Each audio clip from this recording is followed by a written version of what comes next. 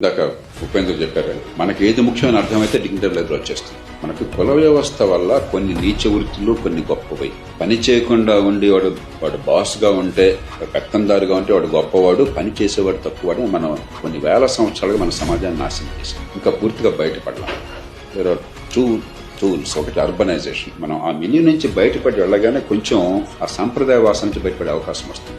రెండోది constant appreciation of what actually matters in life. నేను అందుకనే ఇందాక మన వాళ్ళు చెప్పింది, కలెక్టరు, ప్లంబరు పచ్చిగా చెప్తుంటాను. మన దేశంలో ప్రతివాడికి ఐఏఎస్ కావాలి, అది గొప్పది. ఏంది గొప్ప దానిలో కూడా వాళ్ళు వద్దని నేను అంటలే. నాకేం వాళ్ళ మీద కోపంతో నేను అక్కడ పదవుల్లో పనిచేశాను, చాలా గౌరవంగా చేశానని ప్రజలు అనుకుంటున్నారు. కానీ అది చాలా గొప్పది, ఇంకోటి తక్కువ అనేది చాలా మూర్ఖమైన ఆలోచన. What matters to us in life అనేది మన సమాజానికి అర్థమైతే, ఆ పనిచేసేవాడికి అర్థమైతే ఆటోమేటిక్గా డిగ్నిటరీ లెవెల్ వస్తుంది. కానీ మనం కొంతకాలం, నేను కూడా ఇంకో 10-15 ఏళ్ళు కష్టపడాలి. కొంచెం స్లోగా ఇప్పుడే కొద్దిగా ఆలోచన వస్తున్నది. ఇంకో 15 ఏళ్ళు పడుతుంది.